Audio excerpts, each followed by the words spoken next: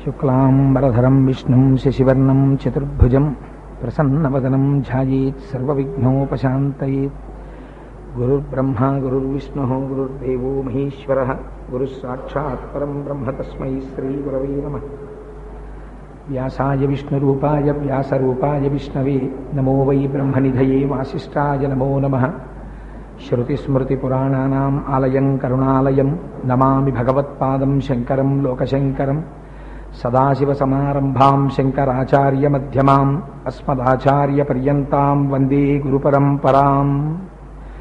గురవే సర్వలోకానాం భిషజే భవరోగిణాం నిధయే సర్వవిద్యానాం దక్షిణామూర్తయే నమః. వాగర్ధావివ సంపృక్తౌ వాగర్ధప్రతిపత్తయే జగతః పితరౌ వందే పార్వతీపరమేశ్వరౌ. సూక్తిం సమగ్రయతున స్వయమేవ లక్ష్మీః శ్రీరంగరాజమహిషీ మధురైకటాక్షైః. వైదగ్ధ్యవర్ణకుణకుంభనగౌరవైర్యాం కండూలకర్ణకుహరాः కవయోధయంతి. హైమోత్ఫపుండ్రమజహన్మకుటం సునాసం మందస్మితం మకరకుండలచారుగండం. బింబాధరం బహుళదీర్ఘకృపాకటాక్షం శ్రీవేంకటేశముఖమాత్మని సన్నిధత్తాం. మనోజవం మరుతతుల్యవేగం జితేంద్రియం బుద్ధిమతాం వరిష్టం. వాతాత్మజం వనరయూధముఖ్యం శ్రీరామదూతం శిరసా నమామి. ఆపదామపహర్తారం దాతారం సర్వసంపదాం లోకాభిరామం శ్రీరామం భూయో భూయో నమామ్యహం. శ్రీరామచంద్రం శ్రుతపారిజాతం సీతాముఖాంబోరుహచంచరీకః. సమస్తకల్యాణగుణాభిరామः నిరంతరం మంగళమాతనోతు. సింధూరారుణవిగ్రహాం త్రినయనాం మాణిక్యమౌళిస్ఫురత్తారానాయకశేఖరాం స్మితముఖీం. ఆపీనవక్షోరుహాం పాణిభ్యాం అళిపూర్ణరత్నచషకం రక్తోత్పలం బిభ్రతీం. సౌమ్యాం రత్నఘటస్థరక్తచరణాం ధ్యాయేత్ పరేదంబికాం. హరి ఓం. పరమేశ్వర స్వరూపమైన సభకి నమస్కారం. మీకందరికీ కూడా మీ దగ్గరకు పట్టుకొచ్చి శంకరాచార్యకృతమైనటువంటి కనకధారా స్తోత్రాన్ని ఆదిశంకరాచార్యుల వారి యొక్క ప్రతిష్ఠ జరుగుతున్నటువంటి పవిత్రమైన సందర్భాన్ని పురస్కరించుకుని శ్రీ నల్లమిల్లి సత్యనారాయణ రెడ్డి దంపతులు మీకు అందజేస్తారు. అది పరమ పవిత్రమైనటువంటి ప్రసాదము. ఆ కనకధారా స్తోత్రం యొక్క మహాత్మ్యమేమి, దాని గొప్పతనమేమి, అది ఏ సమయంలో శంకర భగవత్పాదులు అనుసంధించారు, ఈ విషయాల్ని ఇవాళ ప్రసంగం మధ్యలో వస్తాయి. అక్కడ మనం ఒక్కసారి కనకధారా స్తోత్రాన్ని పారాయణ చేస్తాం. ఇప్పుడు కాదు, ప్రతిరోజు ఆ స్తోత్రాన్ని పారాయణ చేస్తాం ఈ సభలు అయిపోయేంత వరకు. అందుచేత ప్రతిరోజు కూడా మీరు ఆ పుస్తకాన్ని మీ వెంట తెచ్చుకోండి. ఆ పుస్తకం చిట్ట చివరి పేజీలో తోటకాచార్యకృతమైనటువంటి శంకర భగవత్పాదాచార్యుల వారి మీద వారు చేసినటువంటి అష్టకం ఉంది. అది చెప్తూ శంకరులకి నమస్కారం చేస్తాం. ఒకవేళ దేవాలయానికి రేపు పొద్దున్న వచ్చినప్పుడు మీరు దేవాలయం అంతా పూర్తయిపోయిన తర్వాత 13వ తారీఖున వైశాఖ శుక్ల పంచమి నాడు తెల్లవారుజామున ప్రతిష్ఠ జరుగుతుంది. ఆ ప్రతిష్ఠ జరిగినటువంటి సమయం పరమ పవిత్రం. సరే, ఆ ప్రతిష్టానంతరం మీరు ఈ దేవాలయంలోకి వచ్చి శంకరాచార్యుల వారి దర్శనం చేసుకున్నప్పుడు కూడా ఈ పుస్తకం తెచ్చుకుని అష్టకం చదివి నమస్కారం చెయ్యాలా అని మీకు అనుమానం రావచ్చు. కానీ మీరు అలా పుస్తకం తెచ్చుకోక్కర్లేదు. ప్రతిష్ఠ అయిపోయిన తరువాత మీరు ఈ దేవాలయ ప్రాంగణంలోకి వచ్చి శంకర భగవత్పాదులకి నమస్కారం చేసేటప్పుడు తోటకాష్టకం మీ చేతిలో లేకపోయినా చదివి నమస్కారం చేసుకోవడానికి వీలుగా శంకరుల యొక్క దేవాలయపు గోడల మీద ఒక గోడ మీద పాలరాతి మీద తోటకాష్టకాన్ని చెక్కి అక్కడ అతికిస్తారు. దాన్ని మీరు చక్కగా చదువుకోవచ్చు. శంకరుల యొక్క దేవాలయం రావడం గురించి గోపాలకృష్ణ గారు తన ప్రసంగంలో ప్రస్తావన చేసి ఉన్నారు. నేను ఇతపూర్వం ఒకనాడు అయ్యప్ప స్వామి దేవాలయ ప్రాంగణంలో బహుశా సౌందర్యలహరి మీద ప్రసంగాలనుకుంటాను చేస్తూ ఆనాడు అమ్మ ఎందుకు పలికించిందో దానికి పూర్వరంగంలో ఒకసారి ఇక్కడ నా భార్య కైలాస గౌరి నోము చేసుకుంటుంటే నేను వచ్చి అక్కడ శ్రీచక్రం దగ్గర కూర్చున్నప్పుడు ఎందుకో నాకు అనిపించింది, శంకర భగవత్పాదులు శ్రీ విద్యా సంప్రదాయం గురించి సౌందర్యలహరి మొదలైన మహోత్కృష్టమైన స్తోత్రాలు చేశారే, మహానుభావుడు ఇక్కడ శంకర భగవత్పాదులకి ఒక దేవాలయం ఉంటే ఈ దేవాలయం ఒక పరిపూర్ణతని పొందుతుంది అని అనిపించింది. ఆయన దాని గురించి ఎక్కడా ప్రస్తావన చేయలేదు. యథాలాపంగా ప్రసంగం చేస్తుండగా బహుశా అమ్మవారు పలకించిందిలా ఉంది. కాకతాళీయంగా నోటి వెంట ఒక మాట వచ్చింది. కాకినాడ పట్టణంలో వేయించేసి ఉన్న బాలా త్రిపుర సుందరి అమ్మవారి దేవాలయ ప్రాంగణమునందు ఆదిశంకరులకు దేవాలయము ఉన్నట్టయితే అది సమగ్రతని పరిపూర్ణతని పొందుతుంది అని. వెంటనే నల్లమిల్లి సత్యనారాయణ రెడ్డి గారు లేచి, కోటేశ్వరరావు గారు, ఆ దేవాలయ నిర్మాణాన్ని పూర్తిగా నేను ఒక్కడనే చేస్తాను అన్నారు. అమ్మవారి అనుగ్రహం వారి ఎందు ఏమో నాకు తెలియదు, కానీ ఆ తర్వాత మా ఇంటికి చాలామంది వచ్చారు, ఎన్ఆర్ఐలు కూడా వచ్చారు. అయ్యా, ఎన్ని లక్షలైనా పర్వాలేదు, మేము నిర్మాణం చేస్తామన్నారు. కానీ శంకరుల యొక్క అనుగ్రహము, అమ్మవారి యొక్క అనుగ్రహము బహుశా సత్యనారాయణ రెడ్డి గారి దంపతుల యందుంది. అందుచేతనే ఆదిశంకరులకు దేవాలయం నిర్మించడం అంటే సామాన్యమైనటువంటి విషయం కాదు. శంకరులంటే శంకరులే, వారు ఎంత శక్తివంతమైన స్వరూపమో మీరు శంకరాచార్యుల వారి యొక్క జీవితాన్ని వింటున్నప్పుడు మీకు అర్థమవుతుంది. మీరు తెలియని వారు కారు, మీకు అందరికీ తెలుసు. కానీ చాపల్యముతోటి నేను ఆ మాట అన్నానంతే. అందుచేత అంత మహోత్కృష్టమైనటువంటి దేవాలయ నిర్మాణం ప్రారంభమై అనుకున్న సమయంలో పూర్తయింది. అది కూడా ఇక్కడ పాలక మండలికి ఆధ్వర్యం వహిస్తున్నటువంటి వారు శ్రీ అన్నవరం గారని, వారు కూడా చాలా ఔత్సాహికులు. భక్తుల నుండి అనేకమైన విరాళములను స్వీకరించి దేవాలయాలను ఇతోధికంగా పురోభివృద్ధి చేస్తున్నటువంటి వారు. ఎగ్జిక్యూటివ్ ఆఫీసర్ గారు కూడా నేను విన్నది వారి సర్వీస్ యొక్క చిట్ట చివరి భాగానికి చేరుకుంటున్నారు. బహుశా వారు చాలా కష్టపడి చేసినటువంటి సర్వీస్కి కటాక్షించేలా ఉంది. వారి సర్వీసులో చివరికి వస్తూ ఉండగా ఇంత గొప్పగా కాకినాడ పట్టణంలో ఉన్న దేవాలయపు పునర్నిర్మాణం అనేటటువంటి మహోత్కృష్టమైన క్రతువు వారి యొక్క జమానాలో పూర్తవుతోంది. ఇన్ని విధాలుగా విలక్షణతని అది సంతరించుకుంది. ఐశ్వర్యం అందరికీ ఉండొచ్చు, అది పెద్ద విశేషం కాదు. అమ్మవారి అనుగ్రహం ఉంటే ఐశ్వర్యం ఉంటుంది. కానీ మీకు ఈ సందర్భంలో ఎదిక మీద నేను చెప్పవచ్చో చెప్పకూడదో నాకు తెలియదు, కానీ నాకు ఒక అలవాటు ఉంది. సాధారణంగా నేను వ్యక్తుల్ని పొగడను, నాకు ఇష్టం ఉండదు. వేదికల మీద అసలు పొగడను. కానీ ఇవాళ తప్పనిసరి పరిస్థితుల్లో నేను మీకు ఒక విషయాన్ని ప్రస్తావన చేయవలసి వస్తోంది. ఒకానొక నాడు ఈ దేవాలయ నిర్మాణం జరుగుతుండగా నాకు సత్యనారాయణ రెడ్డి గారు ఫోన్ చేశారు. ఫోన్ చేసి, కోటేశ్వరరావు గారు, రాజస్థాన్ నుంచి దగ్గరగా 75,000 80,000 రూపాయలు, అలాంటి ఇలాంటి మార్బుల్ కాదు, శాంపుల్ చూద్దామంటే కాకినాడలో ఎక్కడా పీస్ దొరకలేదు. పాలు ముద్ద పోసేస్తే ఎలా ఉంటాయో అటువంటి పాలరాతితో నిర్మాణము చేయబడినటువంటి విగ్రహాన్ని తెప్పిస్తున్నారు. దాదాపు 5,00,000 రూపాయలు వేయించేసి స్వామికి అద్భుతమైన ఉత్సవ విగ్రహాలు ఏర్పాటు చేశారు. కాశీ విశ్వనాథుడి దేవాలయ ప్రాకారం ఎలా ఉంటుందో అటువంటి నమూనాతో ఆలయాన్ని నిర్మించారు. ప్రారంభం దగ్గర నుంచి మహానుభావుడు కాళ్ళకి బలపాలు కట్టుకు తిరిగారు. మోకాళ్ళ నొప్పులైనా కూడా ఇన్ని మాటలు మా ఇంటి మేడెక్కారో, ఇన్ని మాటలు దిగారో, అంత సేవ చేశారు. చేస్తే నేను అన్నాను ఒక రోజున ఫోన్లో, రెడ్డి గారు మీరు చాలా కష్టపడి చేస్తున్నారండి, చాలా ఖర్చు పెట్టారు దీని మీద అన్న. అంటే ఒక మనిషి ఎందుకు ఎంచుకోబడ్డాడు శంకరాచార్యుల వారి చేత అన్నదానికి మీకు నేను చెప్తాను. ఆయన అన్నారు నాతో, కోటేశ్వరరావు గారు, నా చిన్నతనం ఏమిటో తెలుసా, నేను ఒక సైకిల్కి 2 అరటిపళ్ళ గెలలు కట్టుకుని మండపేట రామచంద్రపురం ప్రాంతాలలో ఆ 2 అరటి గెలలు అమ్మితే 2 రూపాయలు వస్తే ఆ 2 రూపాయలు ఇంటి యొక్క మెయింటెనెన్స్కి పనికొస్తాయని మా తండ్రి గారు ఎంతో అపేక్ష ఉన్నా నన్ను చదివించలేక, స్కూల్ ఫీజు కట్టలేక, 1 రూపాయి ఒక మాస్టర్కి జీతం ఇస్తే చదువుకున్నానండి. నాకు ఇంగ్లీష్ చదువులంత తెలియవు, కానీ ఇప్పటికీ ఎవరైనా పద్దు పుస్తకాన్ని ఇస్తే పెన్ను, పెన్సిలు, క్యాలిక్యులేటర్ అక్కర్లేకుండా ఇలా చూసి పద్దు పుస్తకాన్ని పైనుంచి కిందకి కూడేస్తాను. లెక్కల్లో మాత్రం నాకు అంత శక్తినిచ్చాడు ఈశ్వరుడు. ఆ రోజుల్లో నాకు ఎప్పుడైనా దేవాలయంలోకి వెళ్ళి కూర్చోవాలని ఉండేది, కానీ అంత ఖాళీ ఎక్కడుంటుంది, ఈ అరటిగెలలు అవి అమ్ముతూ ఉండేవాడిని. అందుచేత ఆ ఊళ్ళో ఉన్నటువంటి ఒక రామాలయంలో చాలా ఉక్కపోస్తూ ఉండగా లోపలికి వెళ్ళి 1-2 గంటలు కూర్చుని నాకు వచ్చినది ఏమిటి, రామా రామా రామా రామా రామా అనుకుంటూ కూర్చునేవాడిని. ఉక్క పూసి చెమటలు పట్టి బయటికి వచ్చేశాక మా నాన్నగారు, ఎందుకు నాన్న అంతసేపు గుళ్ళో కూర్చుంటావు అనేవాడు. నా జీవితాన్ని తీర్చిదిద్దగలిగిన వాడు రామచంద్ర ప్రభువే కదా అని నమ్మి నేను ఆనాడు చేశాను. కోటేశ్వరరావు గారు, ఇవాళ నా కారు ఏసీ, నా బంగళా ఏసీ, నా ఆఫీస్ రూమ్ ఏసీ, నేను పెద్ద పారిశ్రామికవేత్తని. నిజముగా వారు బహుశా కోటీశ్వరుడే ఉండి ఉండవచ్చు కూడా, ఐశ్వర్యవంతుడు.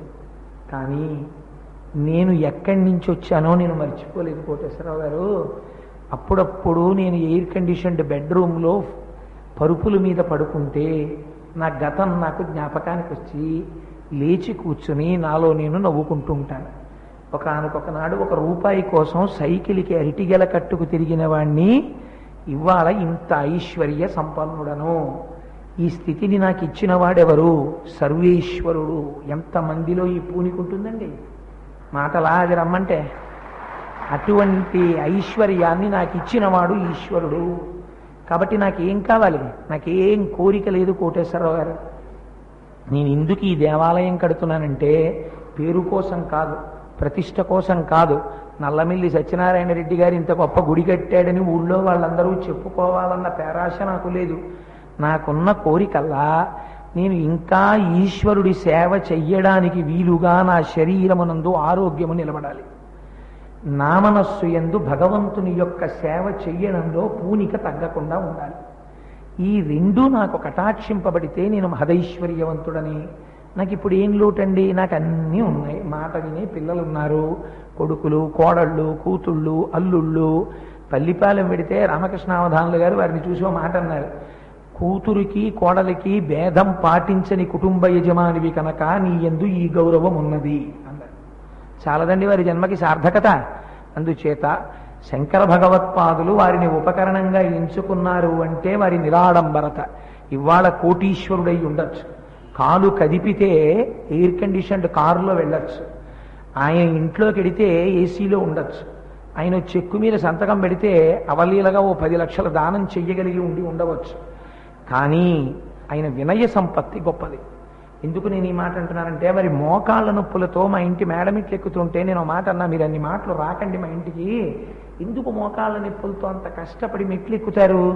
నేను ఎలాగో ఆఫీస్కి వెళ్తాను కదా, వెడుతూ వెడుతూ నేను అలా వెళ్ళేది ముందు సందులోంచి వచ్చి మీ ఇంటికి వచ్చి మీరు అడిగిన ఇన్ఫర్మేషన్ ఇచ్చి నేను వెళ్ళిపోతాను అని చెప్పాను. ఆయన అన్నారు, కోటేశ్వరరావు గారు, నా మోకాళ్ళు నొప్పుడతాయని మిమ్మల్ని మా ఇంటికి పిలిపించుకుని మీ దగ్గర నేను సమాచారం పుచ్చుకుంటే శంకరుల గుడి కట్టడానికి నాకున్న నైతిక అర్హత ఏమిటి? ఈ మోకాళ్ళు నిప్పెట్టినా నేనే మీ ఇంటికి రావాలి, మిమ్మల్ని మా ఇంటికి నేను పిలవకూడదు. అలా పిలవనన్నారు. నేను ఆయన దగ్గర కట్టుబడడానికి కారణం, ఆయన అన్ని మాటలు పిలిచినా తిరగడానికి కారణం ఆయన ఐశ్వర్యాన్ని చూసి కాదు, ఆయన పారిశ్రామికవేత్తని కాదు, ఆయన గొప్పవాడని కాదు. అలాంటి వాటికి నేను పెద్ద ప్రాధాన్యతనిచ్చే మనిషిని కాదు. నేను ఎందుకు కట్టుబడ్డానంటే, ఈ స్థితికి వచ్చిన తరువాత కూడా అంత భక్తి ఉండడం ఎంత కష్టం. రోజు సంపర ఉపన్యాసాలకు ఎడుతుండేవాళ్ళం మన వారం రోజులు భాగవతానికి. నిజంగా అక్కడ ప్రజలే ప్రజలు, ఎంత ఆప్యాయతో ఎంత ప్రేమో చెప్పలేను. ఆ సంపర వెడుతూ రోజు నేను మా దొరగారు కారులో సత్యనారాయణ రెడ్డి గారి యొక్క వినయశీలత గురించి మాట్లాడుకుంటూ వెళ్ళేవాళ్ళం. బహుశా ఆయన భక్తిభావం, ఆయన వినయశీలత వారిని శంకరాచార్యుల వారి దేవాలయ నిర్మాణమునకు ఉపకరణముగా స్వీకరించి వారి జన్మని ధన్యత చేశాయని నేను అనుకుంటున్నాను. లేకపోతే జగద్గురువుల యొక్క దేవాలయ నిర్మాణం జరగడానికి ఇన్ని సంవత్సరముల తరువాత ఆ అవకాశం సత్యనారాయణ రెడ్డి గారికి ఎందుకు కలగాలి? అంటే ఈశ్వరుడు ఒక్కొక్కడికి మనస్సులో ఉన్న సత్సంకల్పాల్ని, నిజాయితీని సర్వకాలముల యందు గమనిస్తూనే ఉంటాడు అన్న విషయం సుస్పష్టము కదా. మీరు ఇవాళ నుంచి ప్రసంగాలు వినేటప్పుడు ఇంకిక్కడి నుంచి ప్రసంగంలోకి ప్రవేశిద్దాం. నా యందు దయతో మీరు కొంచెం సహకరించి వినవలసి ఉంటుంది. ఎందుచేత అంటే ఈ మధ్య ఎడతెరిపి లేని ప్రసంగములు చేయడం చేత కంఠం పూర్తిగా పోయింది. కానీ జగద్గురువుల దాకా వచ్చేటప్పటికి పోయినా కంఠం మాట్లాడవలసిందే అని ఉపన్యాసానికి వచ్చాను. కానీ యథార్థమునకు చెప్పడానికి వాయువుని ఇక్కడి నుంచి పీక్కుని మాట్లాడితే కానీ మోగట్లా, కంఠం అరిగిపోయింది. దానికి కొంత విశ్రాంతి అవసరం. కానీ జగద్గురువుల ప్రతిష్ఠ జరిగే వరకు ఆ విశ్రాంతి కుదరదు, దాని అప్లికేషన్ మన్నింపబడదు. అందుకని మీరు నాతో కొంచెం సహకరించి కొంచెం శ్రద్ధగా వినవలసినదిగా ప్రార్థన చేస్తూ శంకర భగవత్పాదుల యొక్క వైభవాన్ని గురించి ఒక్క 3-4 రోజులు ప్రసంగాలు చెయ్యాలి అని అనుకున్నాం. కానీ యథార్థమునకు శంకరాచార్యుల వారి యొక్క జీవితం గురించి, వారి వైభవాన్ని గురించి మాట్లాడితే అది 3-4 రోజులలో మాట్లాడేటటువంటి విషయము కాదు. యథార్థమునకు దాన్ని శంకరుల జీవితాన్ని శంకర విజయములు అని పిలుస్తారు. ఆ ఉపన్యాసానికి శీర్షిక శంకర విజయములు అని ఎందుకు వెయ్యలేదంటే, అలా వేస్తే మనం సమగ్రంగా చెప్పడం కుదరనప్పుడు ఆ మాట వెయ్యడం తప్పు. అందుకని వారి గురించి 4 మాటలు చెప్పుకుంటున్నాం అని వ్రాయడమే సమంజసం అని అలా వేశాం. సరే, శంకర భగవత్పాదులు కారణజన్ములు, మనందరలా జన్మించినటువంటి వారు కారు. మనం దేనికోసం జన్మిస్తామంటే, మనం గత జన్మలలో చేసినటువంటి పాపపుణ్యముల యొక్క ఫలితమును అనుభవించడం కోసమని ప్రాకృతమైనటువంటి శరీరములో ప్రవేశించి ఆ కర్మ ఫలితాన్ని సుఖముగా దుఃఖముగా అనుభవిస్తుంటాం. శంకరుల యొక్క జీవితం అటువంటి జీవితము కాదు. వారు సాక్షాత్తుగా సదాశివుడే. కైలాసవాసి అయిన శంకరుడికి కాలటీ యందు జన్మించినటువంటి శంకరునకు అభేదం. ఇద్దరూ ఒక్కటే.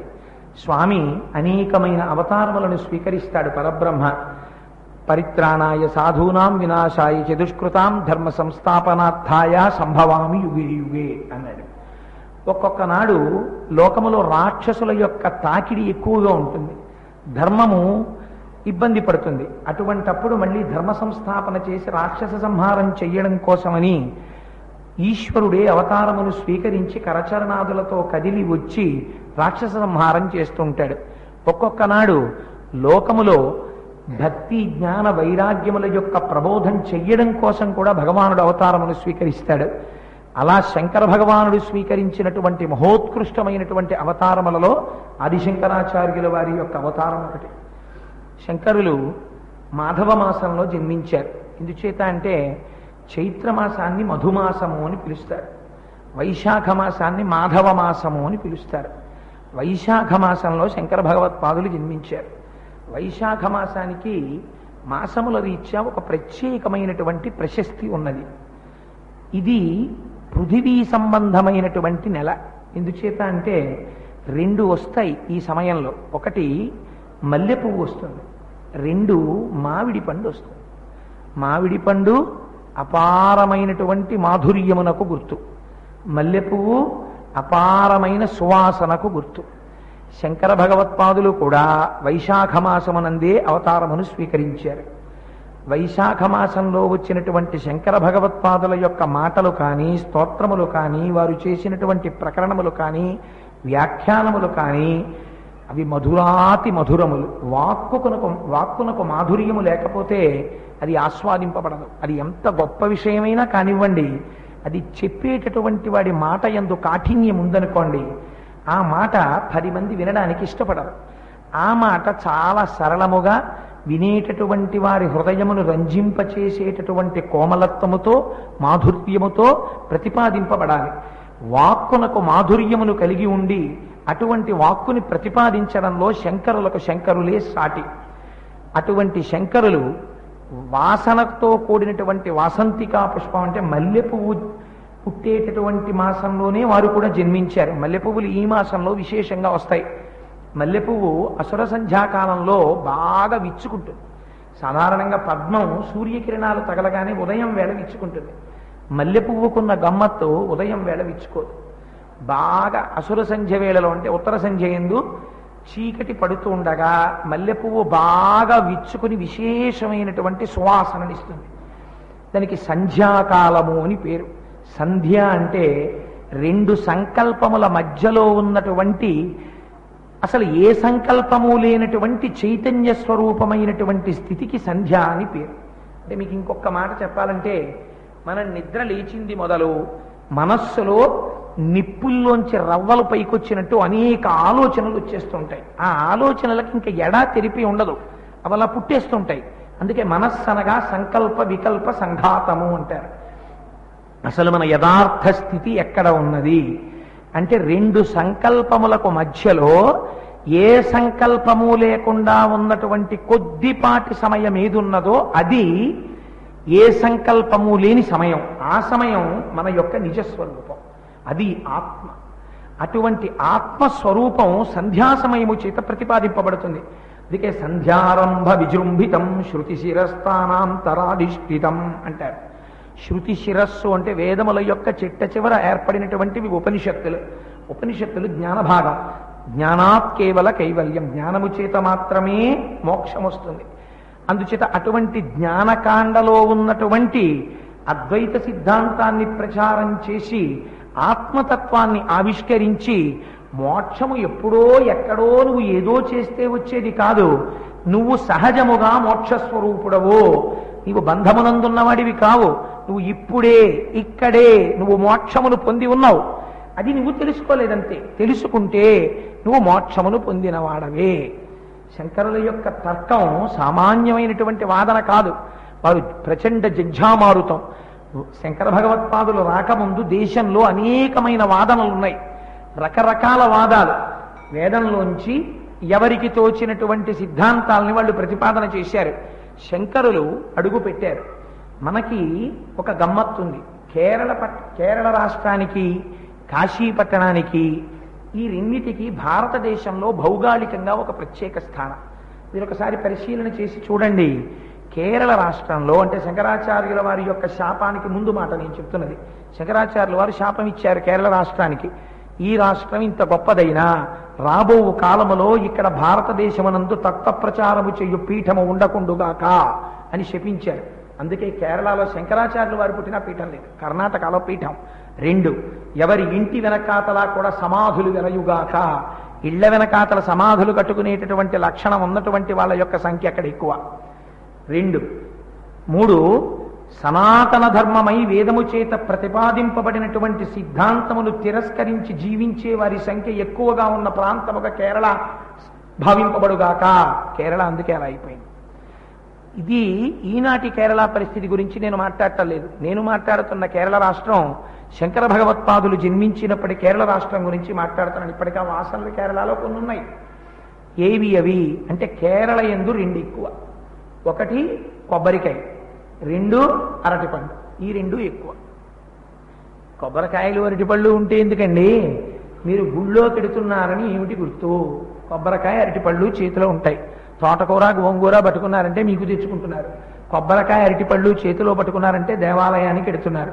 అక్కడ నంబూద్రి బ్రాహ్మణులని, ఆ బ్రాహ్మణులు విశేషమైనటువంటి జ్ఞాన సంపన్నులు, అపారమైన సదాచార సంపన్నులు.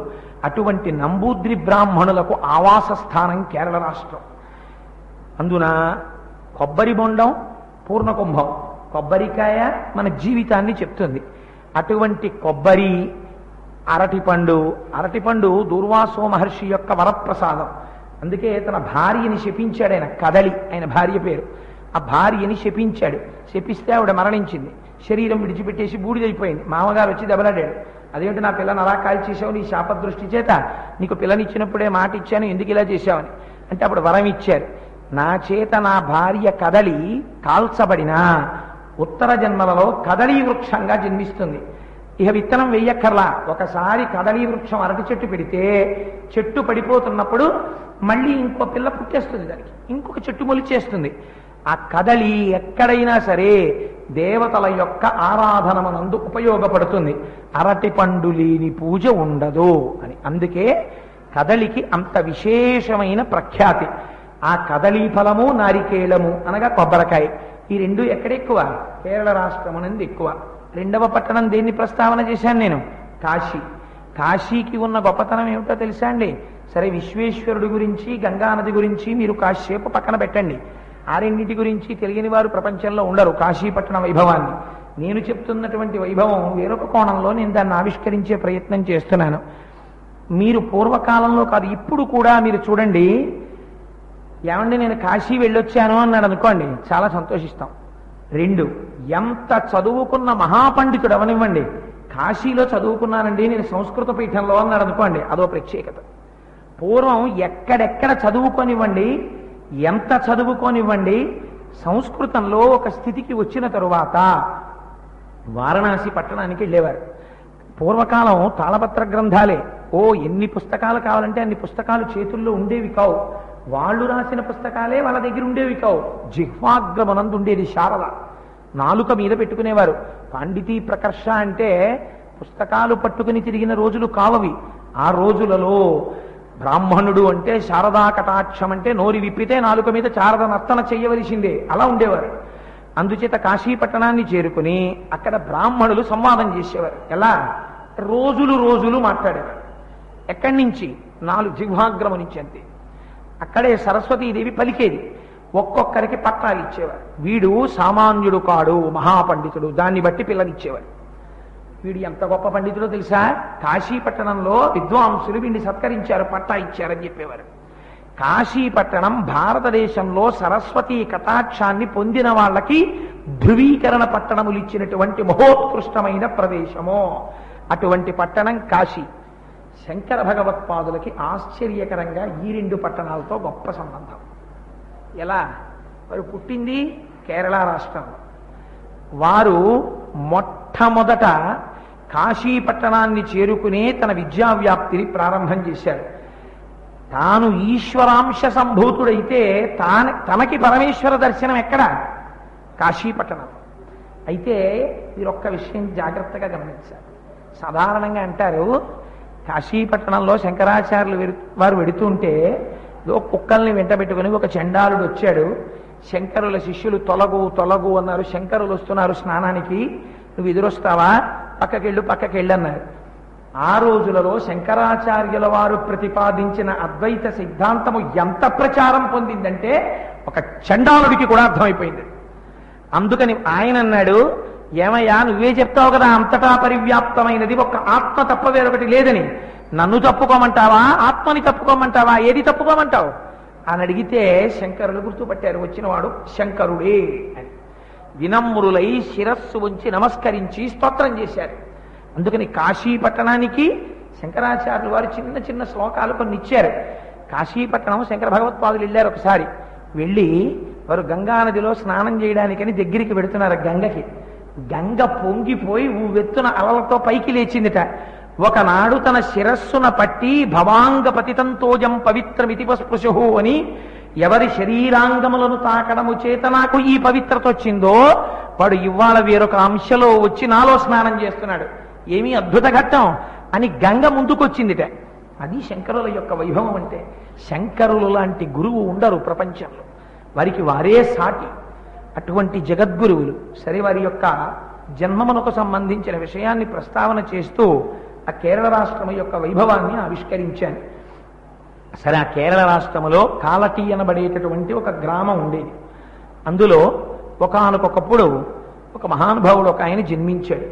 ఆయన సద్బ్రాహ్మణుడు, త్రికాల సంధ్యావందనం చేస్తూ ఉండేవాడు. సర్వ వేదాంగములు చదువుకున్నాడు, శాస్త్ర పురాణ ఇతిహాసములు చదువుకున్నాడు, ఉపకారం చేస్తూ ఉండేవాడు. ఒక బ్రాహ్మణుడు ఎలా జీవించాలో అటువంటి జీవితాన్ని చేస్తున్నటువంటి వ్యక్తి.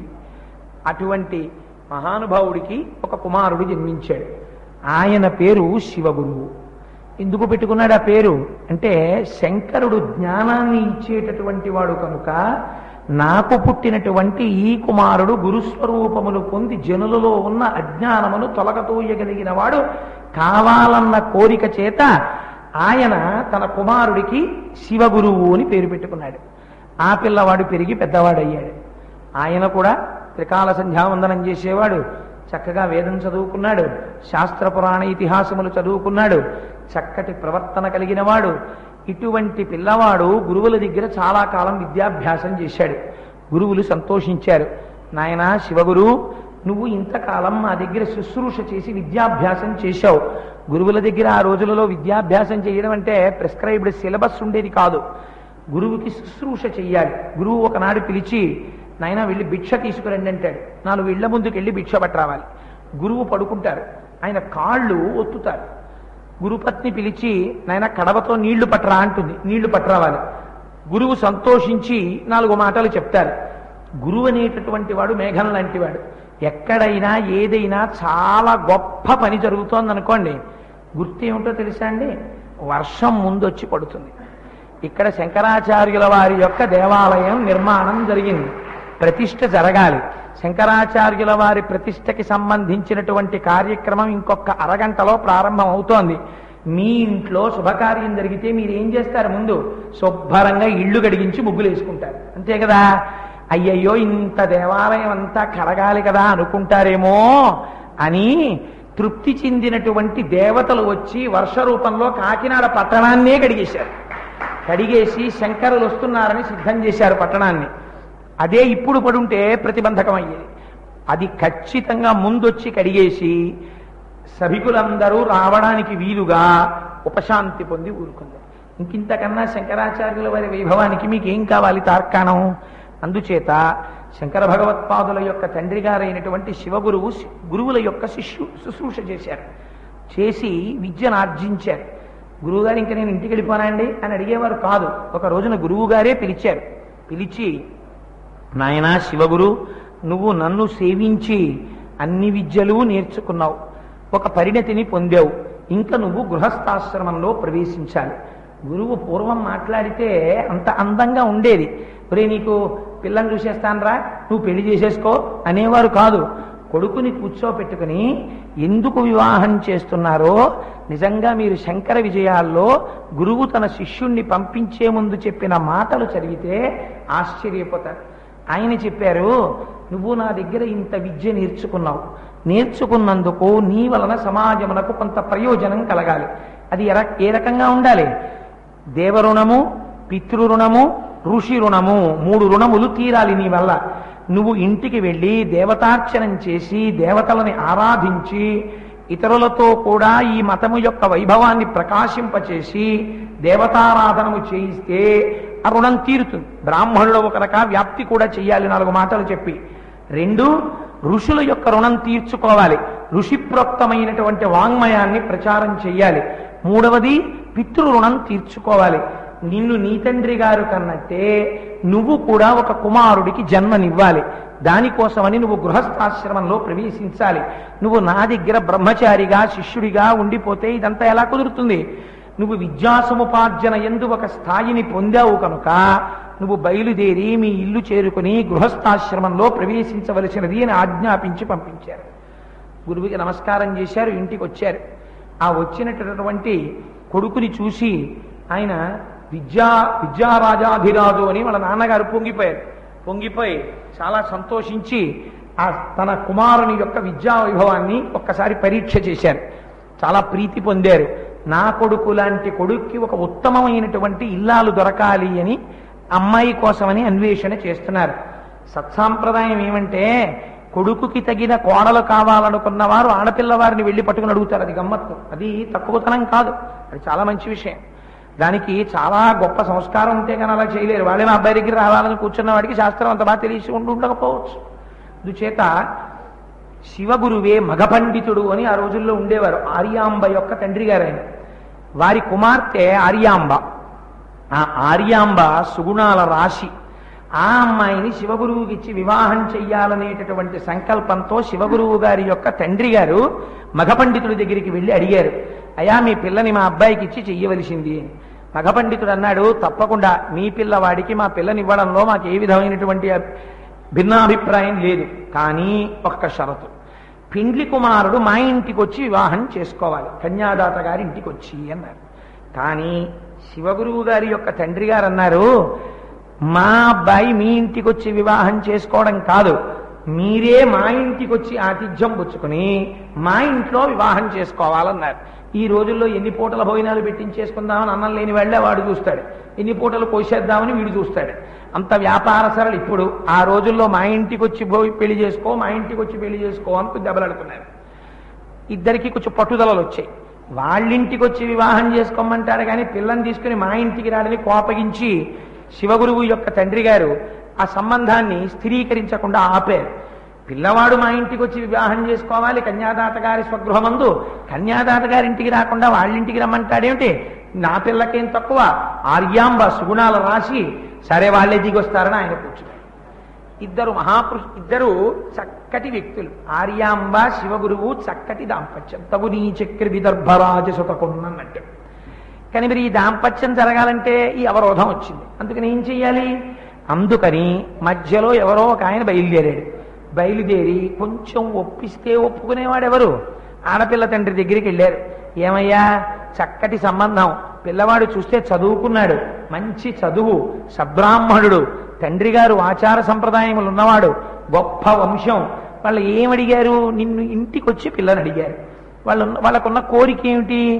కాస్త వాళ్ళ ఇంటికి వెళ్ళి వివాహం చేసుకోమంటున్నారు, పైగా నీకే భోజనాలు పెడతామంటున్నారుగా, అందుకని వెళ్ళి వివాహం చేసుకో, ఒక్క మెట్టు దిగితే వచ్చిన నష్టం ఏమిటన్నారు. సరే, మగ పండితుడు ఒక మెట్టు దిగాడు. దిగితే ఆనాడు శివగురువు ఆర్యాంబ ఇద్దరికీ వివాహమైంది. ఇద్దరి యొక్క సంస్కారము అంత గొప్పది అని పెద్దలు నిర్ణయించడం అంటే ఎలా ఉంటుందో మీరు ఆలోచించండి. అందుకే వివాహానికి శుభలేఖలో ఇదేంటి, నేను ఫలానా వారిని వివాహం ఆడుచున్నాను అని శుభలేఖ వేసుకున్నాడు అనుకోండి పెళ్లి కొడుకు, అది దోషమా అంటే on the face of it అంటామే ఇంగ్లీష్లో, తనంత దానుగా అది దోషం అని అనడానికి వీలు లేదు. కానీ ఓ తల్లి లేదా తండ్రి లేదా అనాథవా, ఎవరు లేకుండా పుట్టావా, అడుక్కు తింటున్నావా, ఏమిటా శుభలేఖ, నేను ఫలానా వారిని పెళ్ళాడుతున్నాను మీరు రండి, ఎందుకది? అది కాదు వెయ్యవలసింది. పెద్దలు నిశ్చయించినారు కాన ఏతత్ శుభముహూర్తమునకు తామెల్లరూ ఇచ్చేసి అని వెయ్యాలి. నిర్ణయించవలసిన వారు పెద్దలు నిర్ణయించాలి. మీరు దాని గురించి పెద్ద అల్లరపడకండి గోపాలకృష్ణ గారు, అరే తగలకపోతే వచ్చిన నష్టమేంది, ఇవాళకి మీరు ఏం ఆందోళన పడు. అందుచేత వాళ్ళిద్దరికీ వివాహం జరిగితే ఆ వంశము వృద్ధి చెందుతుంది అని పెద్దలు నిర్ణయించారు. కాబట్టి మగ పండితుడు ఒక మెట్టు దిగి వచ్చాడు. ఆఖరికి శివగురువు ఆర్యాంబ ఇద్దరికీ వివాహం జరిగింది. రంగరంగ వైభవంగా జరిగిపోయింది. అందరూ పరమ సంతోషించారు. కొంతకాలం అయిపోయింది. ఇప్పుడే మీరు జాగ్రత్తగా జ్ఞాపకం పెట్టుకోవలసినటువంటి అంశం ఒకటి ఉన్నది. దేనికోసమని గృహస్థాశ్రమంలోకి ప్రవేశించాడు శివగురువు? తన గురువు చెప్పాడు, పితృరుణం తీర్చుకో, నువ్వు కూడా ఒక కుమారుణ్ణి కను అని చెప్పారు. ఎంతకాలమైనా వారిద్దరికీ సంతానము కలగలేదు. ఈ బాధ భర్త ఎవరితో పంచుకుంటాడు? భార్యతో పంచుకున్నాడు.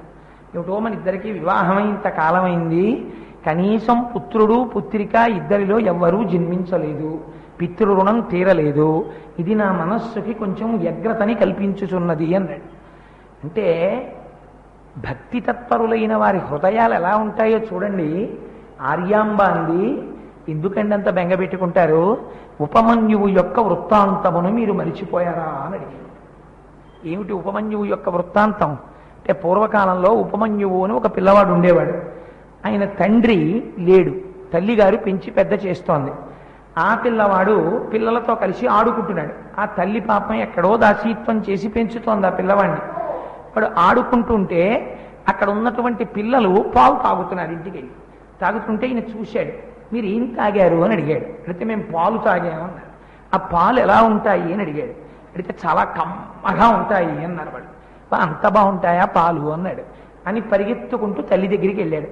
అమ్మా అమ్మా నాకు పాలు తాగాలనుందమ్మా, నాకు కూడా కొద్దిగా పాలు ఇయ్యి ఒక పాత్రతో అన్నాడు. అంటే తల్లి కన్నులు నీరు పెట్టుకునంది, నాన్న మనకు పాలు ఎక్కడి నుంచి వస్తాయిరా అంది. పిల్లలు వినరు కదా. అదేమిటమ్మా ఎందుకు రావమ్మా, పిల్లలందరూ తాగుతున్నారు పాలు, నేను కూడా పాలు తాగాలనుకుంటున్నాను, అమ్మ నాకు కూడా పాలు కావలసింది అన్నాడు. తన పేదరికాన్ని పిల్లవాడికి ఏమని చెప్పుకుంటుందమ్మా? ఏమీ చెప్పలేక, నీకు అసలు పాలు తాగాలన్న కోరిక ఎందుకు పుట్టింది అంది. వాళ్ళందరూ తాగుతున్నారమ్మా,